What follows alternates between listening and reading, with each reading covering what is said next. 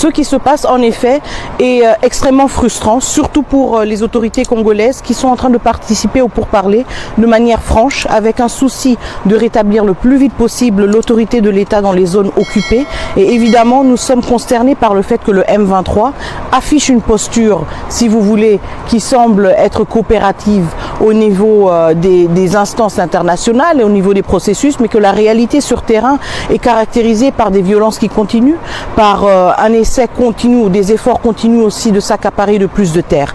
Et ça, c'est un message que nous envoyons de manière aussi très claire à tous les membres de la communauté internationale qui nous ont poussés à avoir ces pourparlers avec le M23. Nous sommes prêts à nous engager dans des pourparlers sérieux, mais en même temps, il faut qu'il y ait une redevabilité pour tous les acteurs qui participent. Et donc, c'est aussi un des messages clés que nous portons.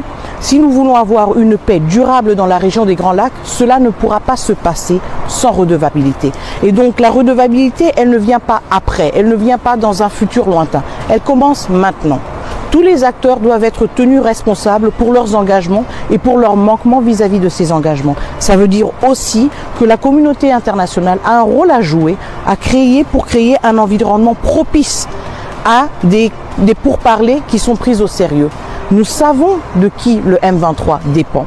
Nous savons très bien qu'avec un peu plus de pression, qu'avec un peu plus de sanctions et de redevabilité, la donne peut changer rapidement. Et ça, c'est notre message à tous nos partenaires qui, d'une part, nous encouragent d'opter pour la voie politique, mais de l'autre part, sont très timides quand il s'agit des réalités sur le terrain. Vous parlez de sanctions, vous dites on sait très bien de qui le M23 dépend.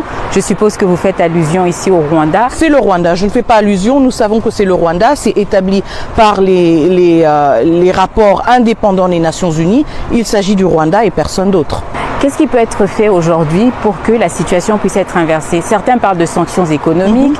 On a vu que l'Union européenne avait mis en place un système contraignant en début d'année. Tout à fait. Mais on a l'impression que, au final, rien n'est fait. Il y a une espèce d'inertie en fait. Alors je vais me concentrer sur l'Union européenne parce que nous parlons avec un média européen et justement sur le fait que beaucoup plus peut être fait. Vous regardez d'autres conflits auxquels l'Union européenne a eu à faire face. Ce que nous entendons très souvent de la part de l'Union européenne, c'est le défi, si vous voulez, à trouver un consensus avec 27 États membres qui, eux tous, ont une lecture différente. Bon, il n'y a pas de lecture différente quand il s'agit de vies humaines. Il n'y a pas de lecture différente quand il s'agit de l'intégrité territoriale d'un pays qui est violé. Il n'y a pas de lecture différente quand il s'agit d'un groupe armé qui est armé, équipé par un pays voisin. Nous regardons d'autres situations. En Europe, je pense que l'Union européenne est à son 27e paquet de sanctions quand il s'agit de la Russie. Elle passe comme ça, ces sanctions. Donc, nous demandons plus de sérieux. Nous demandons une analyse aussi plus approfondie justement de ce qui peut être fait.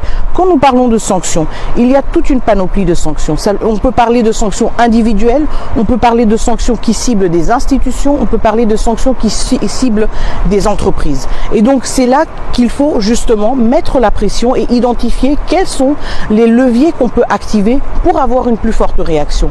Mais dire que c'est complexe, dire que c'est difficile de trouver un consensus, pour nous, c'est quand même se dédouaner quand même assez facilement d'une situation. Revenons encore une fois à l'Union européenne, revenons aux pays européens. Nous avons, il y a quelques semaines, eu une conférence quand même assez fructueuse à Paris sur les questions humanitaires, sur l'assistance humanitaire dans la région des Grands Lacs. À peine cette conférence a pris fin, le Rwanda a fait un rétropédalage pour dire que la réouverture de l'aéroport de Goma ne pouvait se faire sans le M23. Et là, malgré le fait que tout le monde s'est félicité après cette conférence, c'était le grand silence. Nous ne parlons même pas de politique.